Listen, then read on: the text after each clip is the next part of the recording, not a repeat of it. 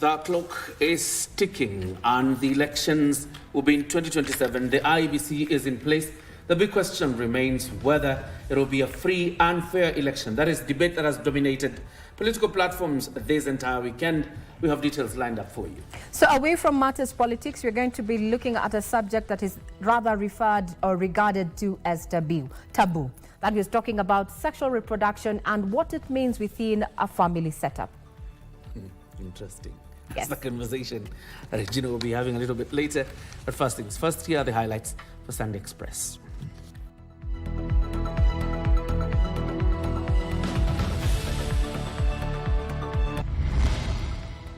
Guest of the state. Boniface Mwangi to face terrorism charges over protests as rights activists term his arrest as political.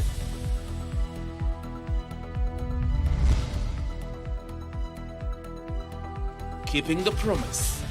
President Ruto faults critics, maintains his development track record is impeccable.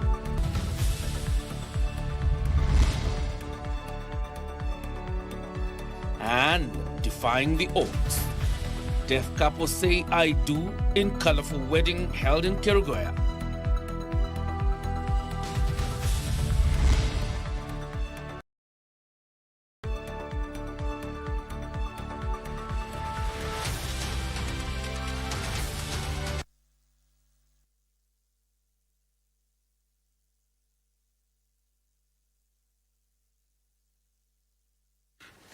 My name is John Jacob Kioria. You're very much welcome to the broadcast. Good evening. I'm Regina Manyara, and our sign language interpreter is none other than Byron Abuli. To kick off our bulletin tonight, President William Ruto has hit back at critics who have accused him of overpromising during the 2022 presidential campaigns. The head of state insists he remains committed to fulfilling all pre-election pledges and is confident his record will speak for itself before the end of his first term. He further emphasized that Kenya must embrace bold and sometimes painful decisions to break free from the status quo of minimal progress.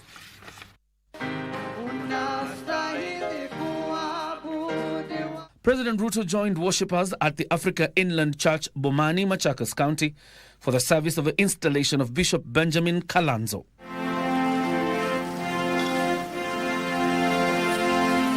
Amid persistent claims that his campaign promises were overly ambitious, the president appeared unfazed. He declared his intent to challenge the current status of affairs in the country. It is not overpromising. We are raising our ambition as a nation. Unajua kwa muda mrefu tumekuwa tunakaa hapa average. Hapo average. We must stop being average. Yes, we must strive to be better and excellent. Ruto promising to prove his critics wrong before his first term concludes. Kuna askofu moja alinitembelea akaniambia, unajua sasa pengine hii maneno ulisema tu ndio uchaguliwe. So ujipange vile unaweza kujiondoa kwa zingine. I have no such intention. I intend to keep every promise I made because I believe in Kenya. With the recent Gen Z-led protests posing one of his administration's key headache, the president urged parents to take an active role in mentoring the youth, reaffirming his commitment to national unity. The police are trained to deal with criminals. They are not trained in parenting.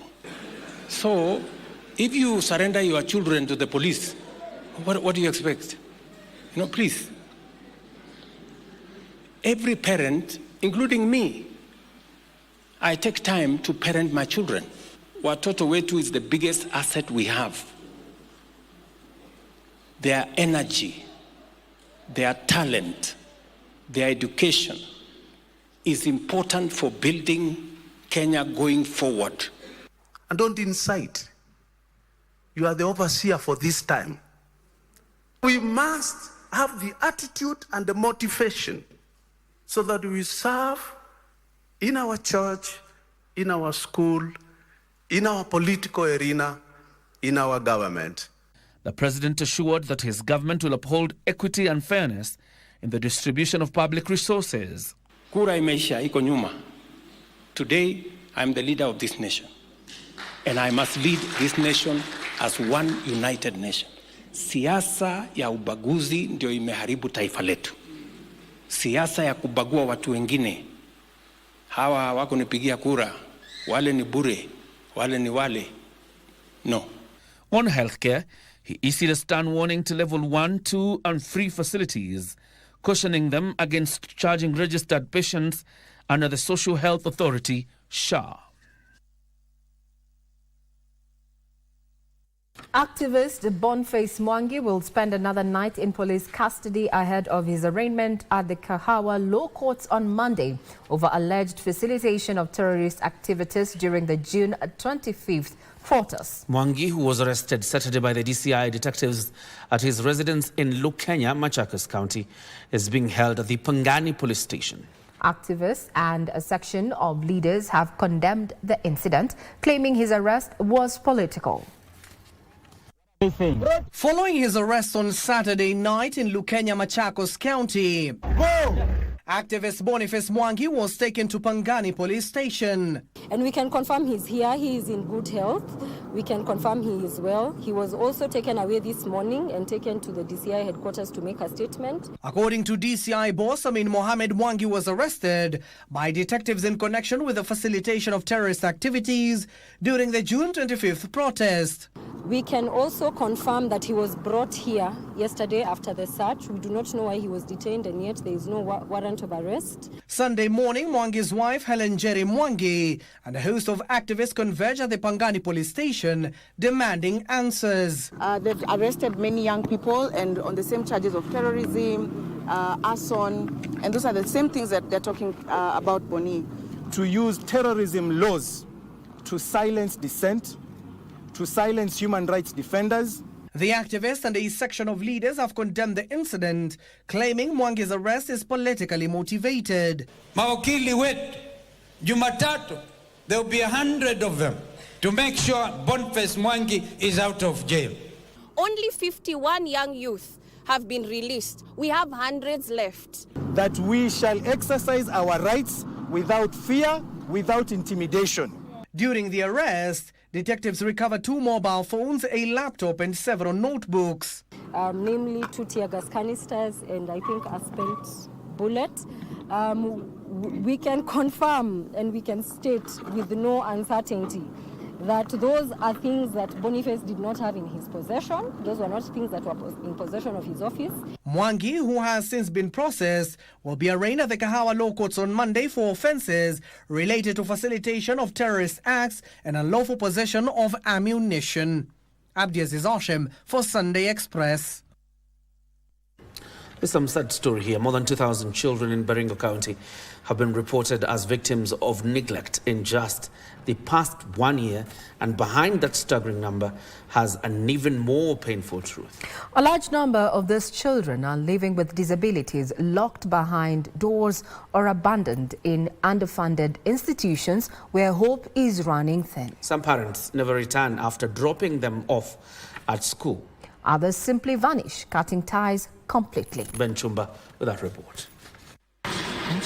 These are the forgotten children, not by fate, not by illness, but by a society that looks away. Aoni, the same time as ski, the same time ako na mental challenge, the same time ako na physical challenge, alafu at the same time ako na cerebral palsy, na epileptic, na hiyo magonjwa mengine. At Cabernet School for Deaf and Blind, a painful truth awaits. tukiwacha nyumbani watoto wengine wanakufa kwa sababu hawalindwi vizuri, wengine hawana wazazi. Here, 81 children with some of the most severe disabilities are cared for, not by their parents, but by overstretched and unpaid staff. Tunatandika vitanda, tunapanga manguo na hata tunafua kwa sababu wale wenye tulikuwa tunafanya pamoja wamewacha kazi. The salary I'm paying now, I'm paying the salary for last year. I have not even touched anything on this year for all the workers. Many of these children were abandoned, hidden from the world, left behind. Most of them are closed inside their houses. Apart from even being closed in the houses, they are even tied because the parent has no time for that child. Wanaleta hao watoto wanasema ndio hao watoto wenu wamefika. Ikifika siku ya kurudi nyumbani wanasema simukae tu na watoto wenu. Established with the dream of empowering disabled children, Cabernet School for the Deaf and Blind now bears the weight of abandonment. Kulikuwa na watoto wanatoka Tanzania walisimamisha kukuja. Ilipokuwa ngumu zaidi, hata wale watoto ambao wako na cerebral palsy ilitushinda mpaka tukaamua kuambia wazazi wakae na watoto nyumbani. Capitation from government has dropped from 4.1 million to 400,000 shillings, not enough to buy food, let alone pay salaries or fund therapy. My heart goes to them, and that's why I had made a request earlier on that a serious consideration be looked at to be able to finance these people to get their salaries like any other person. In Baringo's rural villages, disability still carries a heavy stigma. Some call it a curse, others whisper it's the result of a parental sin. Whatever the belief, the result is the same: silence. Wengine tunakaa over the holiday kwa sababu mtu amesima simu. Akishasikia shule inafungwa, watu wanasima simu yao na wanatuachia sisi. Ikifika closing, unajaribu kupikia mama, anakuwa mteja. Unapikia baba, anakuwa mteja. These children may not speak with words, but their silence is deafening. Every child in Kenya, regardless of their abilities or background, has access to quality care, education, protection, and the opportunity to thrive. They are waiting for love, for help, and for justice. Ben Chumba, Sunday Express. Quite unfortunate. I mean, very unfortunate. So the ones who are taking care of these children have not been paid. Actually, they have not received any pay this year. For this year, we're already what the 6 principal months. is processing is last year's payment. All right. Okay. Anyway, let's move this forward. Now, celebrations rocked Kioria PCA Church as a deaf couple tied the knot. James Kenyua and Magdalene Kanini met at the Kioria School for the Deaf, and despite joining different technical institutions, their love kept blossoming. Here's an inspiring story of love that has surmounted all other odds. Living together for 4 years and being blessed with 2 children, it was finally time to formalize their union. In a colorful wedding at PCA Church Kioria, James Kenyua and Magdalene Kanini, through signage, said, "I do before this congregation of friends, the church and God." The 2 lovebirds promising to be each other's pillar in sickness and in health, till death do them part.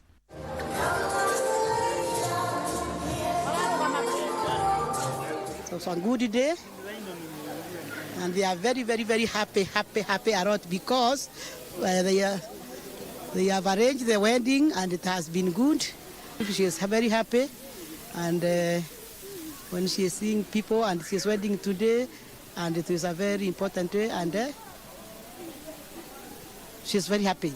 According to Reverend Muraguri, the church will continue to be a pillar to the couple and to other people living with disability. Sisi kama kanisa tumeendelea kutengeneza ibada za watu ambao wako na ulemavu tofauti, na kanisa letu limechukua jukumu la hata kuwa na wachungaji ambao wako na ulemavu na wainjilisti pia, na tunahudumia kila mmoja wao. I'd also like to encourage other churches to try and be inclusive. If you have people with hearing impairment in your churches, you can have interpreters. And also, I'd like to encourage people to accept persons with disabilities. Tunaombea neema ya Bwana ikawete pamoja na wao. Tunawashukuru kwa kuwa wameamua hata kama wako na ulemavu kiasi. Imeonyesha ya kwamba kweli ulemavu sio kujitojiweza. Nancy Okware, Sunday Express. Love wins indeed. It does, yes. And in many ways. Now, political players continue to pile pressure on the newly appointed Independent Electoral and Boundaries Commission, IEBC, to ensure a free and fair poll with the clock ticking towards the next general election. This comes as politicians remain divided on the events of the June 25th and 7th July protests amid calls for accountability and justice for the victims. Gladys Mungai has that wrap. As the newly reconstituted Independent Electoral and Boundaries Commission, IEBC, settles into office, political players are demanding that the commission ensures impartiality and fairness in overseeing by-elections and the general elections. National Assembly Speaker Moses Wetangula, who was in Bungoma County, warning against reckless statements targeting the electoral body. Avoid the to speak against or for IEBC in a manner that indicates that it's likely not to be following the law or is likely to be biased in the discharge of the responsibility. This as the opposition, led by Wiper leader Kalonzo Musyoka, cautioned the commissioners against subverting the will of the people during polls. Hii ni nchi ya demokrasia, and we shall tell it as it is to you. Ukifanya haki mbele ya Wakenya wenzako na mbele yake Mwenyezi Mungu utabarikiwa. Ukija kuendeleza mpangilio wa wizi wa kura, I can tell you, things will not be okay. All the government agencies that have been given the responsibility, you are not political players. Political players are those who are in politics. For you is to oversee and do what is expected of you. So we want to also ask the IEBC, you must be seen to be a neutral arbiter. Lakini tutawaomba tu, ukisikia mtu anasema ataiba kura na ni mbunge, ukisikia mtu anasema ati wataongezea kura, huyo ni mtu akona nia ya kuvuruga amani. These as a section of leaders faulted the state for allegedly being behind the abductions and enforced disappearance of its critics. Be direct and say who it is who is doing that kind of thing. There is nobody called opposition, as it were. Just say who it is who is supporting and provide the evidence for it. We are a mature country. We are better than this. We can do a lot of good things as a people. So, my wonderful people, join us, those of us who are walking this journey to making Kenya an even stronger, better, much more stable environment where we are all proud to be. Because I can guarantee you and I promise you, if we stick together and work the way we are working, our better days are ahead of us. Mr. President, wacha mulio wa tiakas ikome. Mr. President, ondoa police roadblocks everywhere in Kenya. For Sunday Express, I'm Gladys Mungai. Time for us now to take a breather right here on Sunday Express. But when we come back, other than, of course, the other news that is lined up for you, there's a very interesting conversation Regina has. Mind to tell us about it? Yes, the question of sexual reproduction has been thought, or has it as it's a taboo. For instance, if you are within the family setup and you contracted an STI, would you share that information with your partner? We're coming back.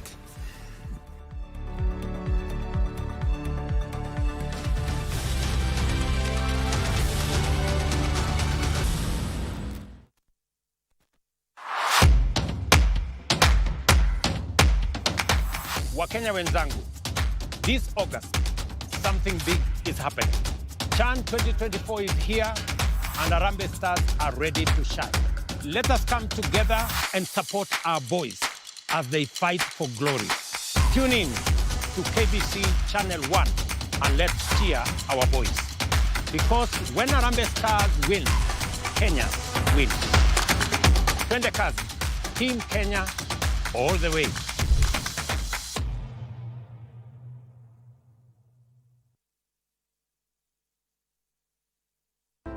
In a country as diverse as ours, every voice matters. From the highlands of Kericho to the coast of Lamu, from the hustle of Nairobi to the heart of Turkana, Kenya is talking.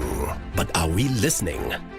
What if we paused and truly heard one another? Transgenerational Conversations isn't just a talk show. It's a national mirror, a bridge between the old and the young, between heritage and hope, between 47 counties and one shared destiny. It's time to talk. It's time to listen. And it's time to transform. Transgenerational Conversation, this Thursday at 7:30 p.m. Live from Catholic Social Hall, Marsabit Town, Marsabit County. Brought to you by KBC Channel 1, NCIC, UNDP, and Korea International Cooperation Agency.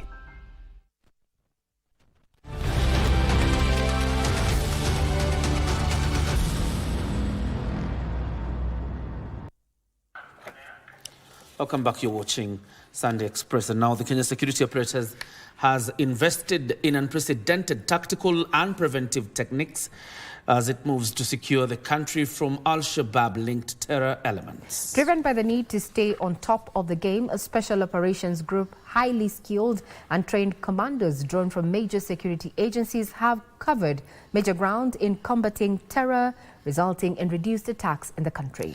The elite operations group is led by the National Intelligence Service, NIS, and as Giverson Minor reports, the success has been attributed to the use of intelligence in their operations, especially along the Kenya-Somalia border, Boni Forest and surroundings considered as high-risk areas. Terror threats in Kenya, the West African region posed by the Somalia-based Al-Shabaab militia cannot be underestimated.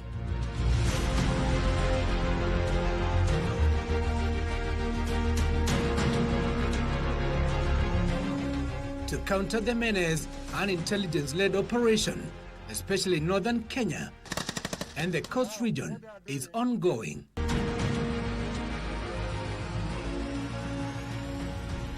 Special Operations Group, SOG, an elite operations outfit formed and led by the National Intelligence Service, NIS, has strategically pitched tents along the Somalia-Kenya border, deep in the Boni Forest and other areas that are terror-prone. Their mission: to neutralize terror cells, both camped and mobile, to curb banditry and ensure Kenya border security. Their operations rely on intelligence support provided by the National Intelligence Service. KBC Channel 1 was allowed to have a first-hand account of the operations. The first stop was Garissa, a county that has encountered one of the country's deadliest terror attacks, Garissa University College attack on 2nd April 2015, which claimed 148 lives, majority being students, and injuring at least 79. This attack shook the country and the world at large, driving security agencies to go back to the drawing board to craft more sophisticated, intelligence-led counter-terrorism mechanisms to secure the country. Masalani is one of the key operating grounds for the SOG commandos, the gateway to the Lapsset corridor. One of Africa's biggest infrastructural projects, and only 17 kilometers from Somalia border, is a key operating base for the group, and focus is to secure the area.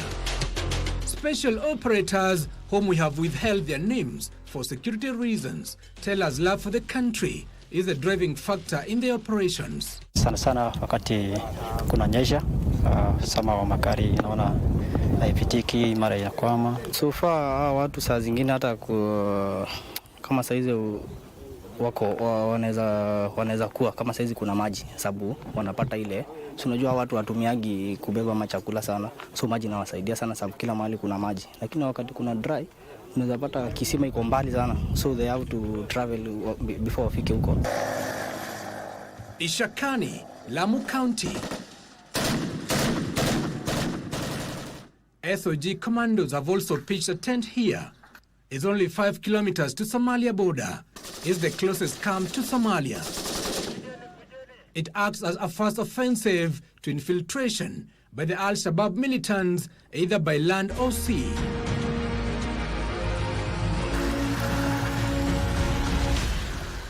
Attacks posed by the terrorists in the area had driven locals away. This is Ishakani village in Lamu County. Residents here had abandoned their homes because of recurring attacks by Al-Shabaab militia. But now they're starting to come back and even develop their homes and places of business after restoration of peace. Fishing is their main source of livelihood. Kitu kimoja tu unaripoti kwamba unaenda baharini, unaingia saa ngapi, unatoka saa ngapi. Mambo imekuwa shwari. Tunashukuru sana sana. The Kenya-Somalia borderline wall has been instrumental in preventing illegal movement of people and goods, including illegal firearms, from Somalia. This is border post 29, separating between Somalia and Kenya on this other side. The role of a special operation group is to ensure that the threat from the Somalia side do not spill over to the Kenyan side. Officers from the National Intelligence Service are collaborating with forces from the semi-autonomous Jubaland to neutralize any threats at the border. Tunafanya kazi pamoja. Tukipata information ya adui yote, tunaenda pamoja na tunapatia support.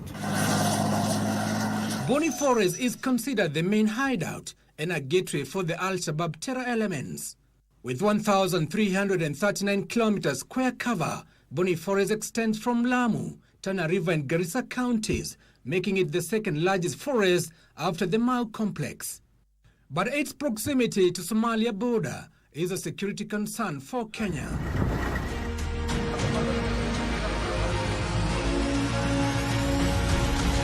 In the rapidly changing times, security agencies have employed advanced technologies to detect any suspicious activities of movements within the forest that surround several villages inhabited by thousands of Kenyans. They have surveillance equipment flying miles up in the sky that cannot be seen by a human eye. This virtually operated surveillance system sends real-time data to various intelligence collection centers for action and is a guide to operations by the boots on the ground. In Nyangoro area, Lamu County, we find several families living here, not many yards from where the special operators have erected a camp.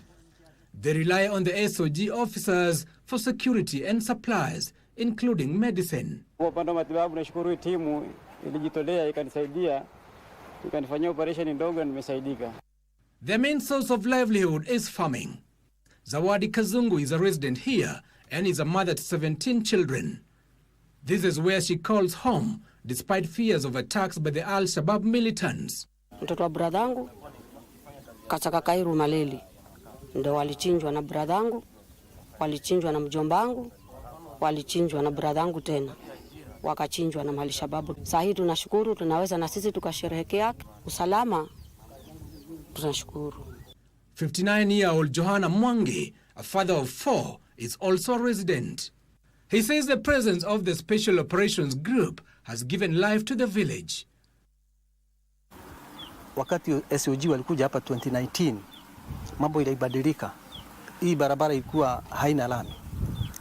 Lakini maisha ilibadilika, usalama ukawa uko sawa. Mpaka tukawa sasa tuko na nafasi ya kulima na kuvuna. Ilikuwa ukilima huna hakika kwa sababu kama utavuna, kwa sababu mayonda mtakimbia muachie mayonda nyuma. Years back, this road linking Malindi and Lamu was impossible without security escort. However, users now paint a different picture.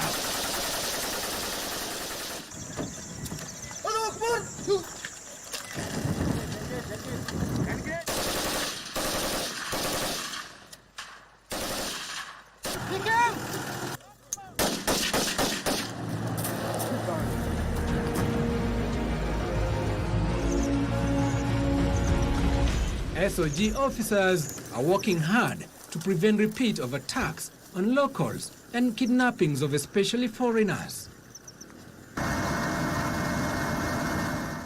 The daily intelligence-led offensive to combat and prevent terror within and along the Kenya-Somalia border has seen recovery of thousands of lethal weapons from the hands of people believed to be linked to the Al-Shabaab militia, including rifles ranging from G3, AK-47 to sophisticated machine guns and rounds of ammunition.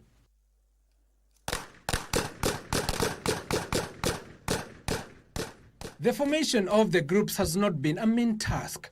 Selection is done from candidates drawn from all major security agencies who undergo tests for physical and psychological readiness.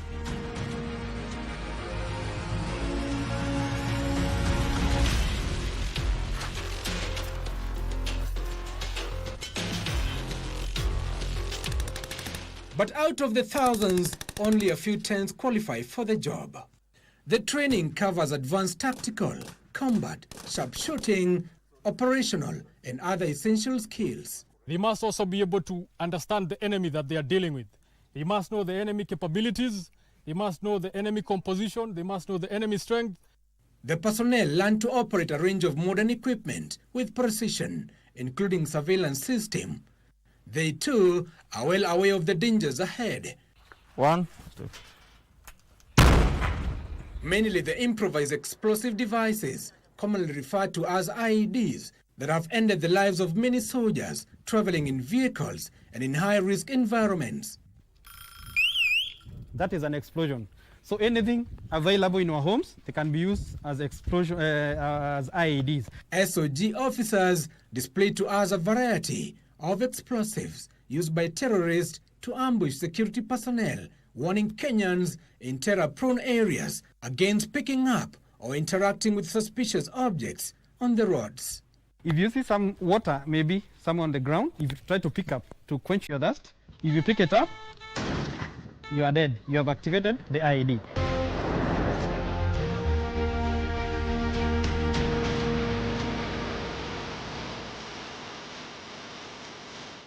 Give us Mana, KBC, Channel 1.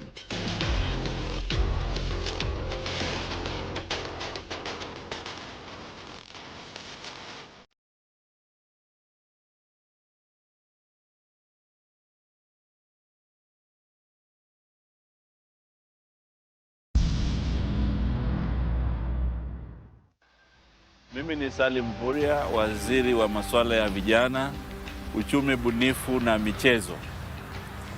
CHAN imewasili Kenya. Na waomba Wakenya wote tuweze kujitokeza kwa wingi, tuweze kushabikia timu yetu ya Harambee Stars. Tiketi tunaweza kulipa shilingi 200, 500 na 1000. Na CHAN iko KBC Channel 1 na KBC Radio Taifa. Tukutane Kasarani. Kenya ni nchi yetu, Harambee Stars ni timu yetu, na sisi ni wazalendo wa Kenya.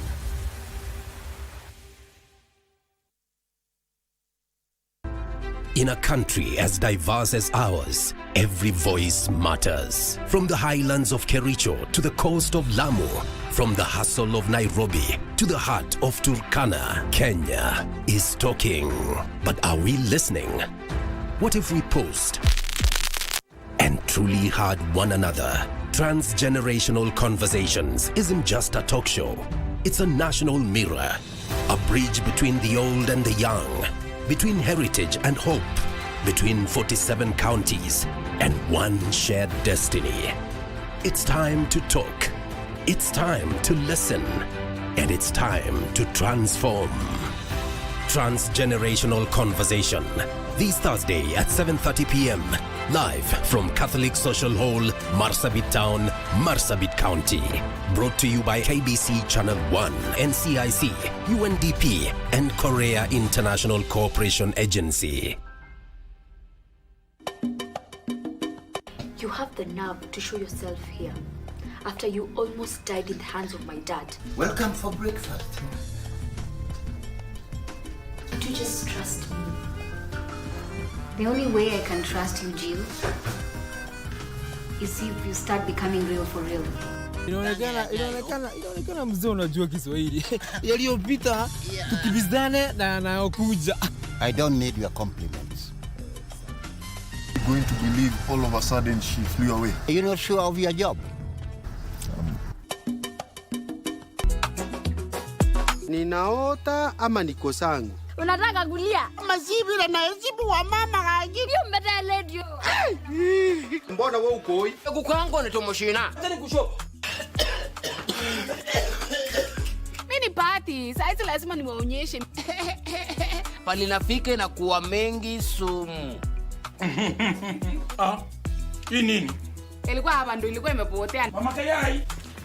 Wewe. Kwenda huko bwana. Wewe shughulika yako wewe mama wewe. Wewe inaonekana hauelewi ile kitu ilikuleta hapa. Mimi ndio boss hapa siku ya leo. Wewe sikaa kwa kiti na mimi.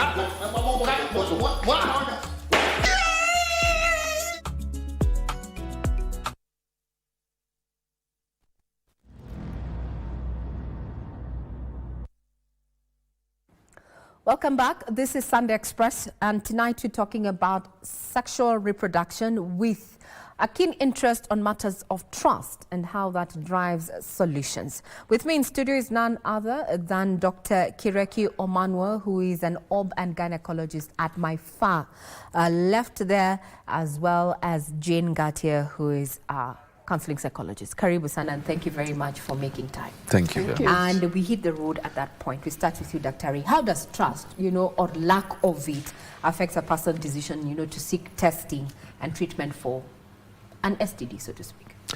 I think trust is something which is very important in any structure, whether it is at home, in a relationship, at work, in society in general. So when it comes to sexually transmitted diseases, sexually transmitted infections, these are infections which are transmitted, as the name suggests, by sexual contact. It can be oral sex, it can be anal sex, or it can also be vaginal sex. Now, when a patient comes to us, the first thing that we want to ask, what we want to do is to take a history. What has happened, we take a normal history, and then why have you come to see us? Then, oh, Daktari, I saw something, I saw a growth, I saw a word, on my vagina, for example, on my, and so on. So we want to look at that. And then we will ask about the sexual history. Mm-hmm. How many partners have you had? Some of them are very candid, and they say, Daktari, I don't know, but I've had many.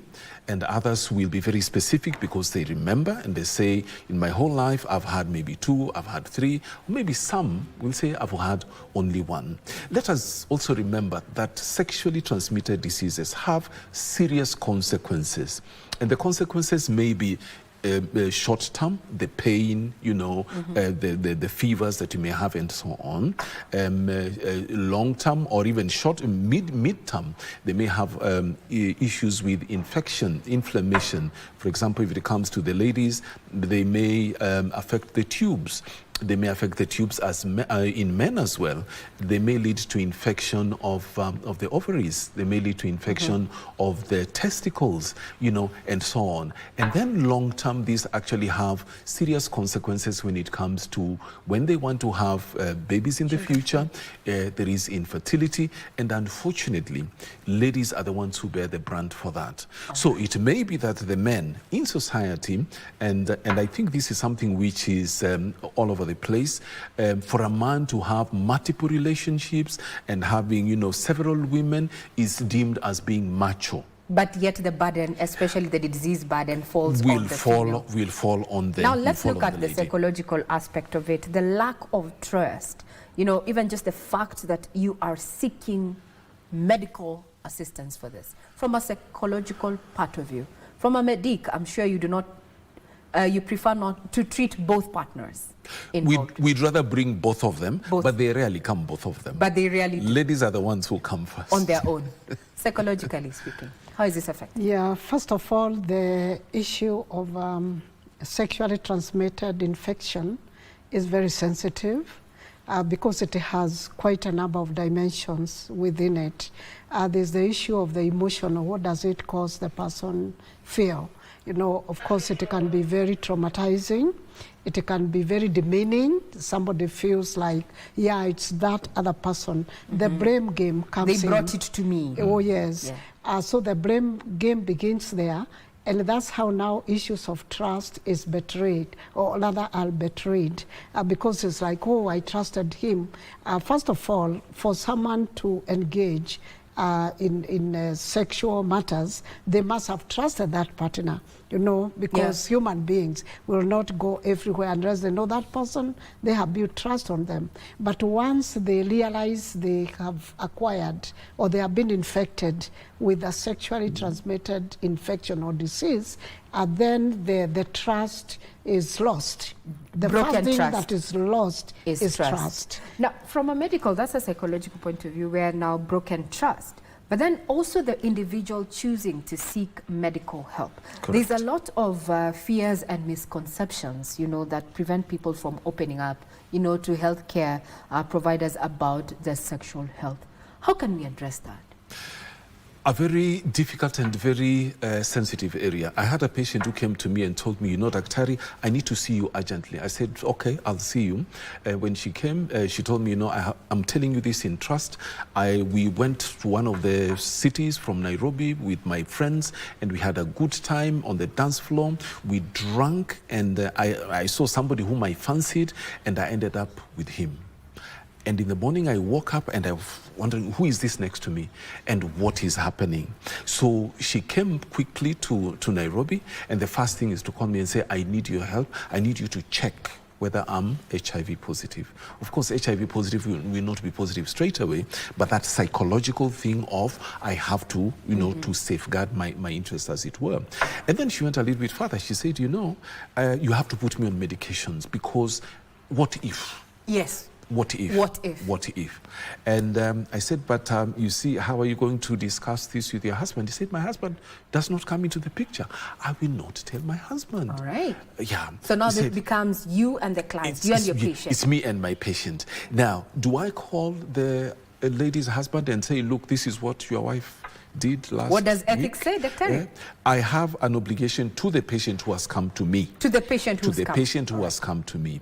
The gentleman has not come. So the onus is on this patient to tell the partner that actually this is what happened. Now, bringing in that issue of trust. Now, if she tells the husband that this is what happened, will that trust be there? That's a good question. From a psychological point of view, when you look at treatment of sexual reproductive health, it's a sensitive topic. Actually, it's even taboo to discuss it. But hey, we're in the 21st century, we have to address this issue. Is there a right way to disclose, you know, those one-night stands, promiscuity, I don't know how to call it, but is there a right way that you can actually disclose this? Yeah, first, the issue is a very tight one. You know, someone crossed the red tape, so to call it. Yes. And they don't know how to explain that they actually went the wrong way because they were not supposed to in the first place. Yes.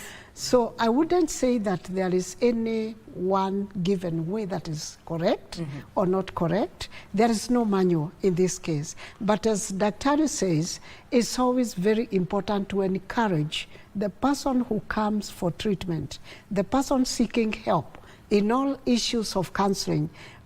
In most cases, there's a second person, that person involved in that particular issue, whatever issue it is. So we encourage that person, we empower them, we show them the advantage of sharing with the other person. Yes, trust has been lost, but it could get worse. What if my partner has also been infected in that confusion?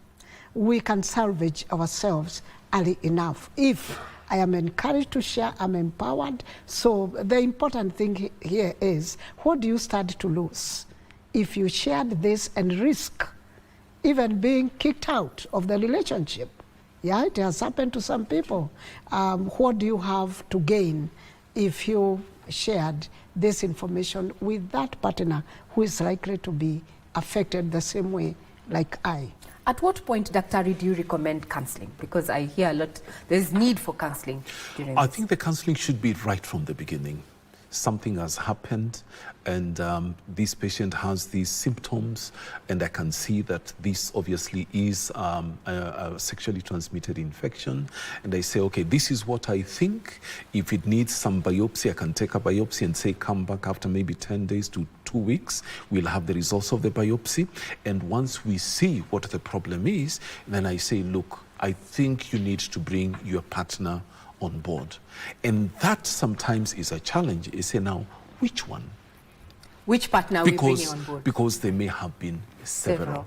So the best thing is to bring all of them. So now the question is now, how practical is that? And as I said, you know, right from the beginning, some of these things that we do, one night stand or whatever it is, will have immediate mid-term and long-term consequences, because later on they come back and say, Daktari, is it because of the things that I've done in the past, my sins are catching up with me, that I did this and I got an infection? And some of the infections are actually asymptomatic.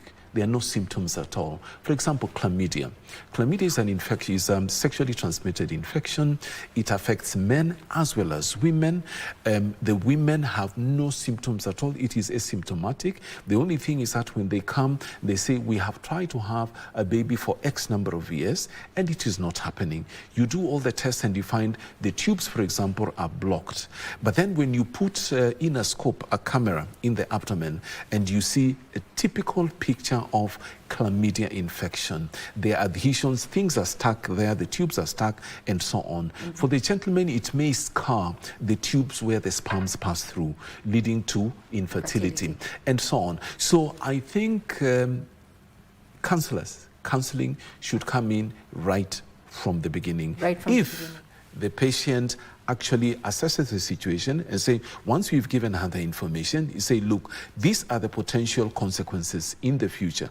You may have, for example, HPV infection. You may have herpes simplex infection, for example. This means that there can be a challenge down the road. She may end up having cervical cancer, for example. When she is pregnant and she has herpes simplex, it may be a problem for her to deliver vaginally, and even also with HPV infection. So they may seem as little things. They don't have a lot of, effect, but downstream, they are going to have serious implications. So counseling should be way before we even get to the long term. But then I want to go way before, when two people are coming together. Right now, in this day and time, they're told to even do a thorough medical checkup on genome compatibility and all that stuff, if you're indeed getting into a serious relationship. But what remains silent is the disease factor. How do we discuss if we find ourselves in such a situation? We have premarital counseling and such, but is it an aspect that is factored in? Ngatia? First, allow me to appreciate Daktari here for acknowledging that counseling is necessary. We are here, we are trained, we don't know how to tell people, please come, it will help you. It could be the savior, in quotes and quotes, for the rest of your probably health. Yes. So there is what we call preventive counseling. Preventive counseling is part of that premarital counseling, where we are trying to find out, before people get married, let them even talk about their sexual history. I am not doing any medical thing or test or, but I want to hear, where have they been? Someone could even have had a child and the partner to be does not know. Hey, Madam Gatia, let me just did you say that you sit down and discuss our sexual history as part of preventive counseling?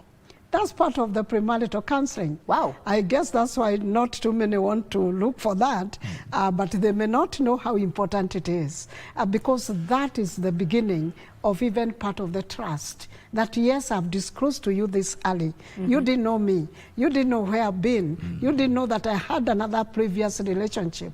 And some people find themselves going back to the very relationship they broke up, and then they go for maybe even a disease that you end up with daktari here. So it is very important to discuss that aspect, including their sexual life, including, you know, other genetic issues that may have happened in the family. So we discuss a whole range of things, including even the genogram, any diseases in the family, has it happened, and faithfulness, you know, in the family. By the time they are getting married, they have an idea of what is unfaithfulness. Now comes in the big elephant in the room, the stigma attached, yes, you know, to sexual reproductive health. We still cringe when someone asks me or asks you how many, I mean, we do not share that information quite easily. How is it affecting, you know, medical services? I think that is information which is classified most of the time. Just like when you hear CIA has classified information, it will be open after 50 years when you're not there. Most of these things that we're talking about, it is good theoretically to say, look, when I was in college, my body count was X. Now, the lady who is listening, they say, you had a body count of how many? So why do you want me to trust you now? It's a very touchy and very sensitive issue. Yeah. And, you know, for example, you say, okay, I had gonorrhea or I had syphilis, but it was treated. So there is that question mark at the back of your mind. He's owning up to having, or she's owning up to having had syphilis or gonorrhea.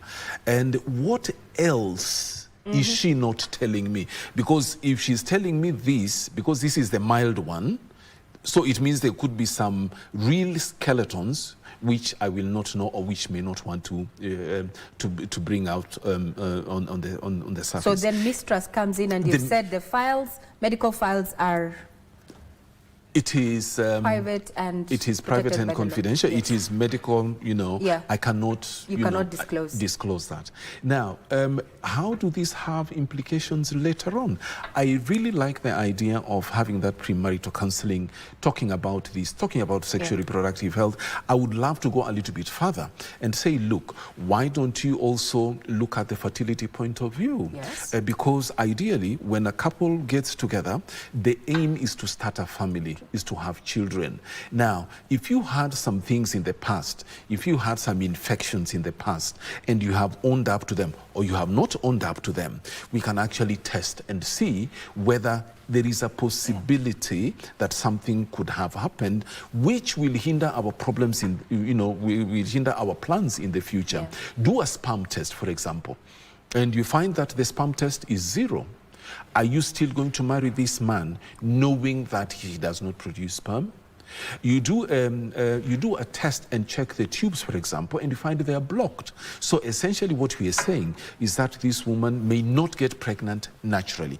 Are you still willing to go with her the whole hog? And you find that both of you have a challenge. That would be better because you said, okay, it's balanced. Mimi niko na shida, wewe uko na shida. Tukutane katikati. Yes, how do we solve this? We sort of, so I think it is a very good idea for us to have this marital counseling. It is a very good idea to do these tests such that we know exactly where we are starting from and what our end point is. Most of the time, couples get married and then they realize, Allah, but why didn't you tell me this? You are getting to know about this. I had a couple who came to see me some time ago with issues of infertility. They had tried for 3 years to have a baby and it hadn't happened. So when I'm taking the history, the lady have taken the history and I've finished, I come to the gentleman, I ask the gentleman, have you ever had any surgeries? And he sort of not very, and then he said, yes, I had a mini surgery. He said, which one? And then the guy sort of is very uncomfortable. And he said, I had a vasectomy. And then the lady asks him, but when was that? And he starts now explaining. You remember that day you took me? I don't remember. No, you remember you are the one who escorted me to the hospital. And then I asked, but you knew all along you had a vasectomy? He said, yes. And, you know. And you're still trying for a child. So that trust is not there. Trust. So I think these things should come out right at the beginning. We know how to help these couples who have issues with infertility. We will help them, whether it is blocked tubes, whether it is lack of sperm, you know, whether it is donated eggs, which we can medical do. solutions. The medical but solutions are here. Has to be part and parcel of that conversation. Is a very, very important ingredient in this journey right from the beginning. Good. Now, as we come to a close, we'll set up a subsequent sit down to just look at the issue of childlessness and also look at, you know, the solutions out there medically, as also how the that burden falls on within the family setup. Ngati, I'd want to give you a few seconds to just break this conversation. And this is because someone has asked online, how do I tell my partner that I have an STI? I might as well just break up with them. That aspect, as we bring this to a close, stigma-free conversations about sexual health, as we bring this to a close. Yeah, that's a big dilemma, but we say that the truth will set you free.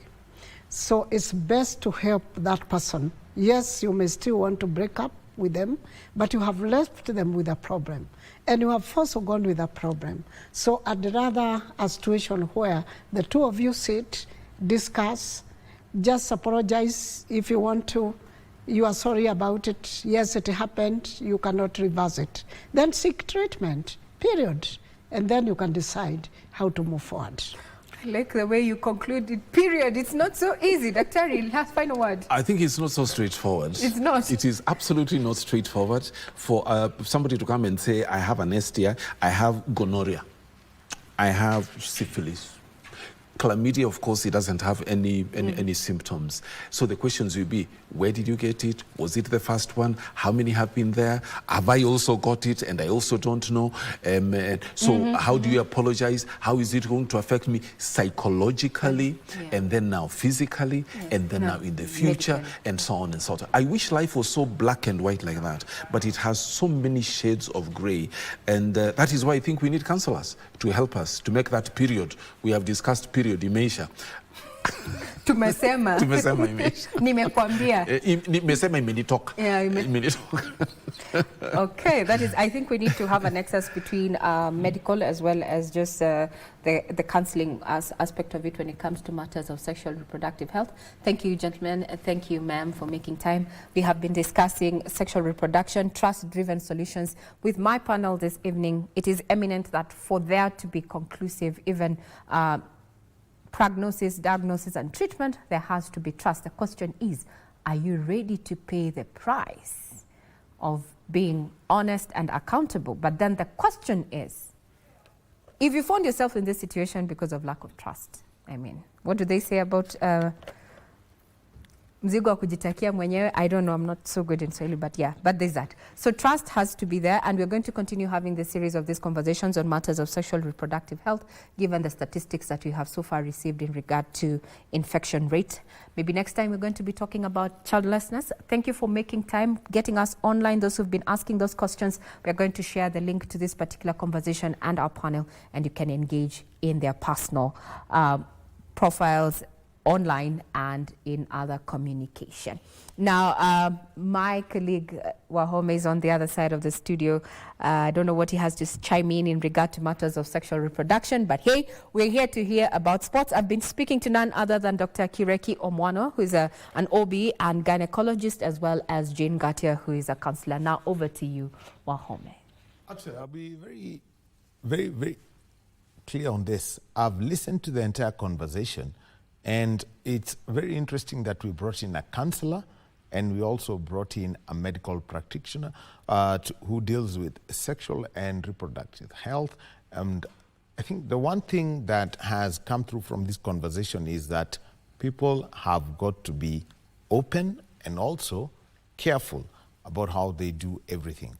So, Regina, thank you for that conversation. And let me move on to sports, where Olympic champion Emmanuel Wanyonyi secured his first ever win at the London leg of the Diamond League Series, setting a new meeting record together with compatriot Fanuel Koech, who won the 1,500 meters. Wanyonyi was in imperious form as he won the 800 meters in 1 minute 42 seconds flat, while Koech won the 1,500 meters in 3 minutes 28.5 0.82 seconds.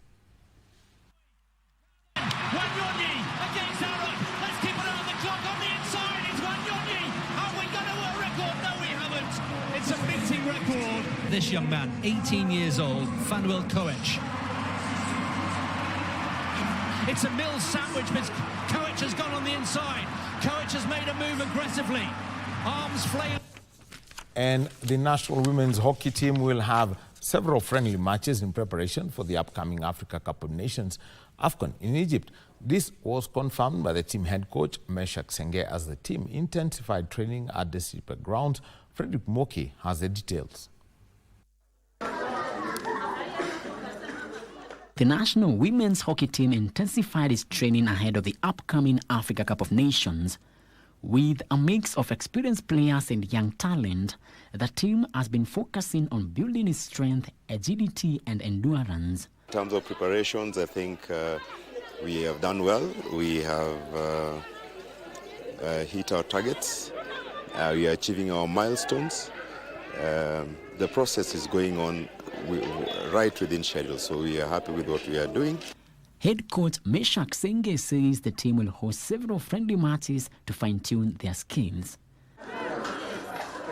We've always wanted to put our best foot forward, and in doing so, we want to achieve nothing less than a podium finish.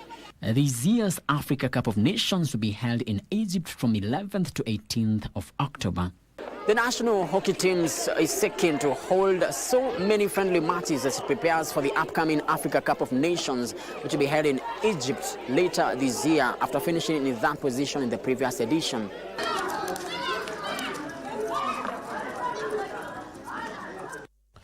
Now, the semi-final stage for the Women's Africa Cup of Nations in Morocco is set. Nigeria will face South Africa in the first semi-final on Tuesday night at the Larbi Zaouli Stadium before host Morocco and Ghana meet in the second last four encounter at the very night at the Olympic Stadium in Rabat. Both of those matches will be live on KBC Channel 1 and like we say, WAFCON, Iko KBC. Both Ghana and South Africa needed post-match penalties to reach the semi-finals of the Women Africa Cup of Nations tournament that is drawing closer to the end. Neither Ghana nor Algeria could score a goal in 120 minutes of play, but from the spot, Ghana proved the more accurate, netting 4 penalties, as Algeria only managed to score 2. Penalties after the extra time. Belum also missed opportunity, and Ghana settled things out through Evelyn Badu. And a great effort. The storyline was the same in the game between holders South Africa and Senegal, as the two sides ended 120 minutes goalless. From the penalty spot, however, it was South Africa who were the better side, making it to the last 4 with a 4-1 win over Senegal.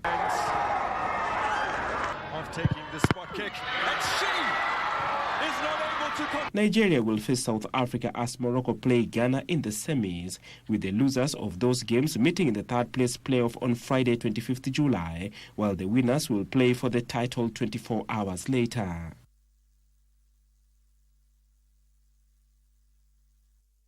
WAFCON, Iko KBC, na CHAN, Iko KBC. So we can tell you that we're just giving you a warm-up of what's going to be happening in Kenya, Uganda, and Tanzania. And so Tuesday night, remember, 2 semi-finals all on the cards. My name is Daniel Wahome. See you bright and early tomorrow at 10 a.m. on Sports Check as we have a conversation about the Athletics Kenya national team trials. And also, we shall be having a conversation about how Uganda is prepared for this, and also the Kenya Secondary School Association Sports Games. Back to Regina and JJ. Thank you much, Daniel. It's time for us now to put a cap on Sunday Express. My name is John Jacob Kioria. Have yourself a fantastic night. I'm Regina Manyara. My take home is, if you can't trust them, don't be with them. Have a great week ahead. Oh yeah.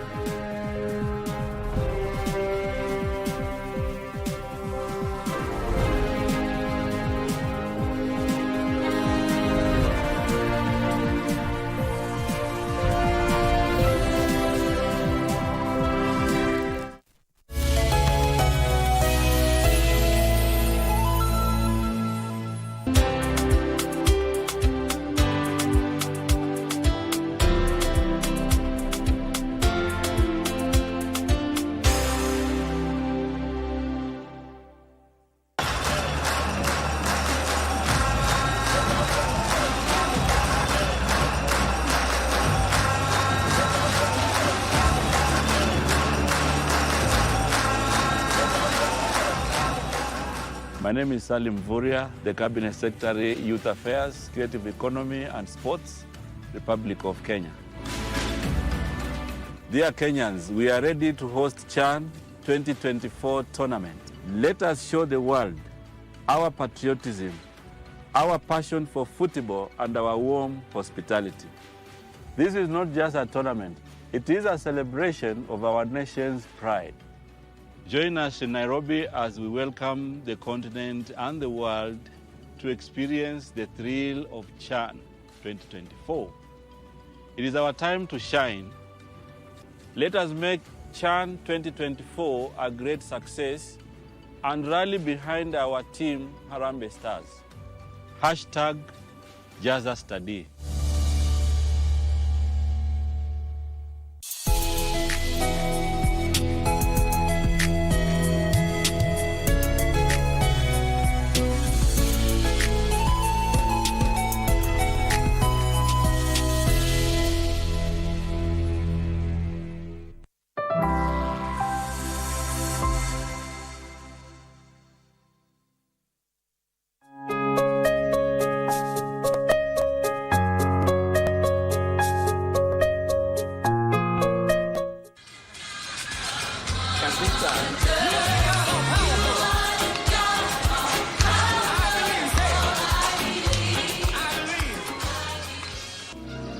There comes a time when we heed a certain call, when the world must come together as one.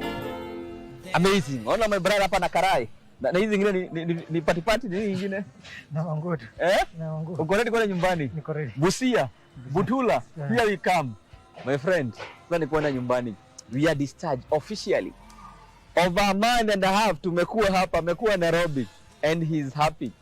Maisha yake yamebadilika. Alikuwa na kilo is all over. Sasa ananiambia amemiss mzae sana, shingi na mzae pale. Anarudi pale Butula na ongelesha marafiki wangu wenye tumeshikana nao kufanya hii kazi ya kusaidia. Tutamwambiaje? Naambia watu wa Favor Life. Asante sana kunisaidia. Sikuwa najua naweza nikafika hapa mahali penye nimefika. Na sasa hivi nimepona, niko salama. Amazing. And this is what you are doing. Hebu ongelesha na Kiluya. Sasa Favor Life mno. Shirika ya Favor Life. Asante sana wao. Urlanda sindanda mimi mtahawanada. Kimefanya ndio vile yakani mpango. Kwa sababu nimeeleza zaidi. Ndio kaonya zaidi Dr. Mrimi. Onye. Umwambiaje? Hebu ongelea Kiswahili sasa. Umesemaje? Naombea Favor Life. Chini ya Dr. Mrimi. Thank you. Sikuwa najua. Naweza nikafikisha hapo. Na nipone vile nimepona hivi. Napiga asante kabisa. Amazing. Na sasa hizi niko kwa barabara naenda. Waendelee kusaidia. Na mbaki na hiyo. Amazing. Personally, I'm humbled tuzidi kubadilisha maisha and thank you so much for being part of this amazing initiative. As we normally say, the service to humanity is service to God.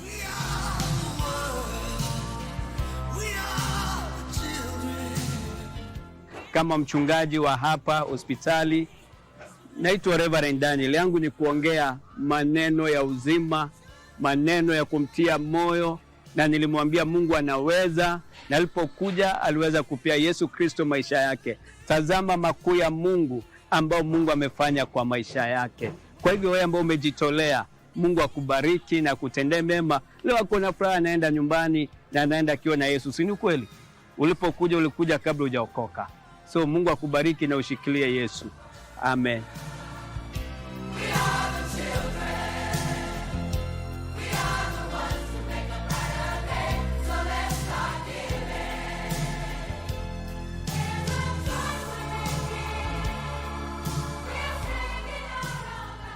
Hello good people. Na leo tuko jumuiya. Hii ni Nairobi County. Mahali kunaitwa Huruma. So tuko jumuiya Huruma Hospital.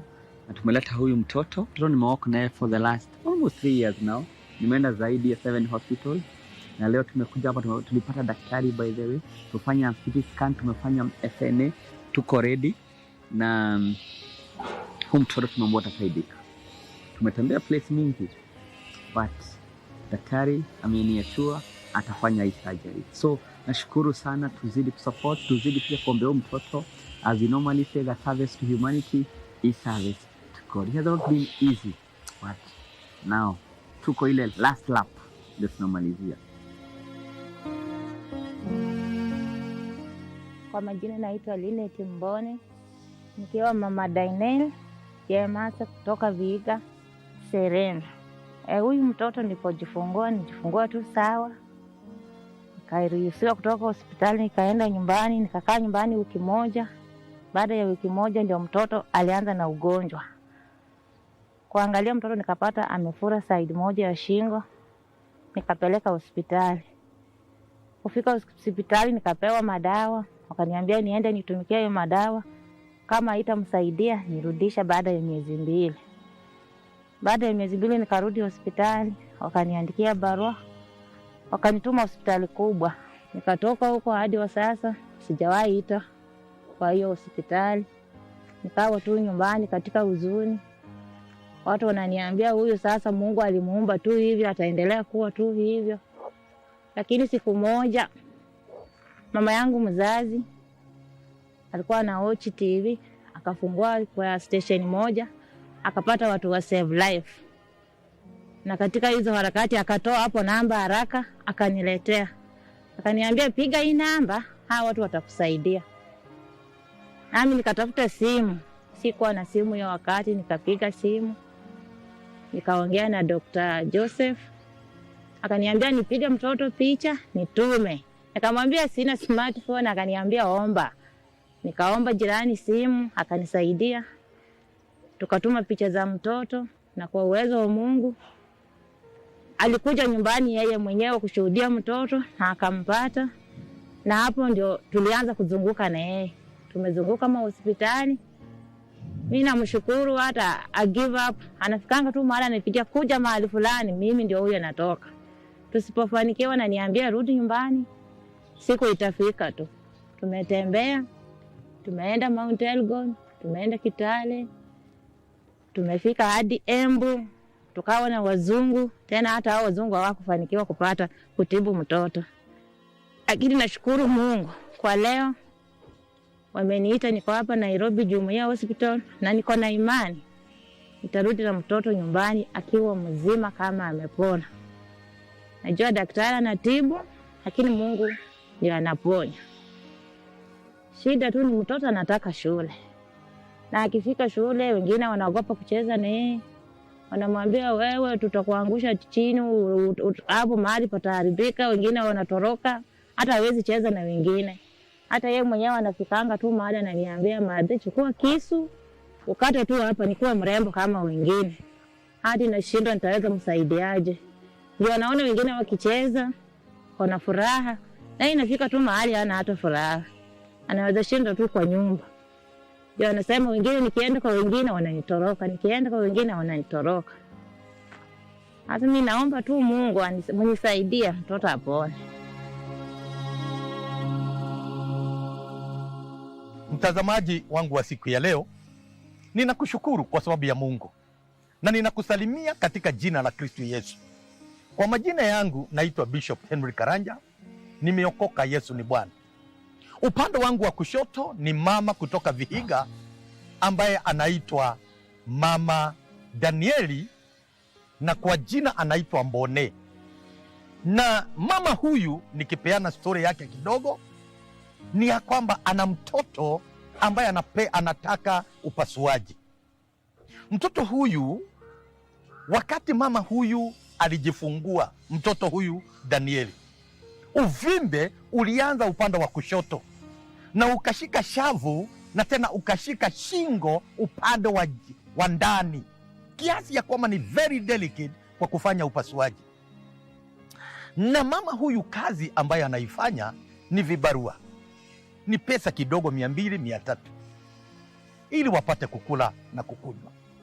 Mtoto huyu mama huyu Mbone ametembea hospitali za Vihiga zote, ametembea mpaka Kisumu, ameenda mpaka Kitale, ameenda mpaka Embu, lakini sasa msaada amekuja kuupata hapa Jumuiya.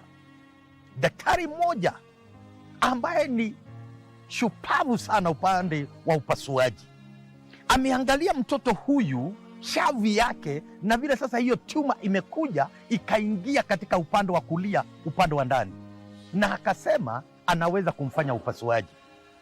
Na kwa sababu daktari amekubali, na yeye ndiye wa kwanza kwa madaktari yote expert na upande huo wa tumor, bila shaka ndivyo maana tuko hapa, na tunakuomba tuweze kusimama na huyu mama, mtoto wake apitie udaktari huo.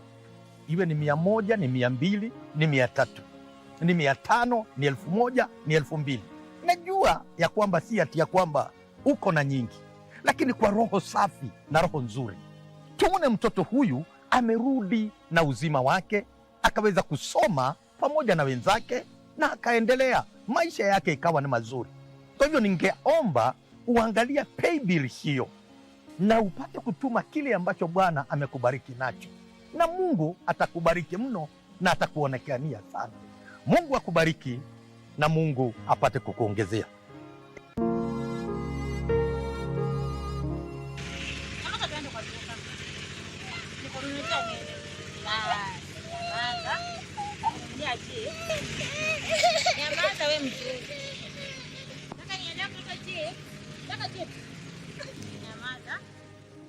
A child's cry of pain, nursing a tumor at only 3 years of age.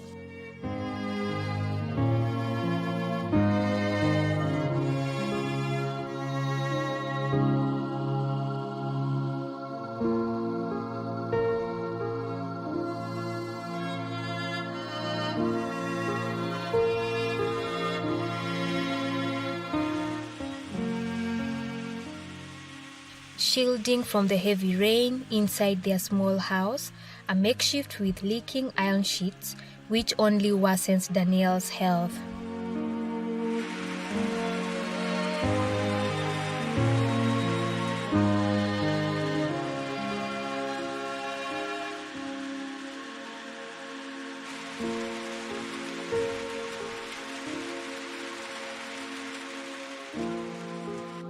Mama, habari yako? Nzuri. Uko salama? Kidogo tu kwa sababu ya ugonjwa. Huwezi kuwa salama kabisa. Kwanza tuambie jina, na tuambie hapa ni wapi, na tuambie mtoto ama alizaliwa na hii shida. Kwa majina naitwa Linet Mbone kutoka Vihiga, Amisi constituency, kutoka Mungao village. Huyu mtoto kwa majina anaitwa Daniel Jamase na ni mtoto wangu wa 7 katika familia yangu. Na nilipojifungua huyu mtoto alikuwa tu na afya nzuri, na nilijifungulia hospitalini. Kutoka hospitali baada ya siku 3 akaanza kulia. Kutoa mtoto manguo nikaangalia nikampata amefura kwa shingo, lakini hospitali alikuwa tu sawa. Nikachukua jukumu, ilikuwa siku ya Sunday, Monday nikarudisha hospitali. Kawaambia mtoto amefura shingo. Wakanipea madawa. Wakaniambia hizi madawa uende utumikie, zikiisha kama hajabadilika umrudishe. Nikatumikia madawa, hakubadilika. Nikarudisha tena hospitali. Wakaniandikia barua. Wakaniambia niende Mbale hospital. Nikachukua jukumu kama amemaliza miezi 2 nikaenda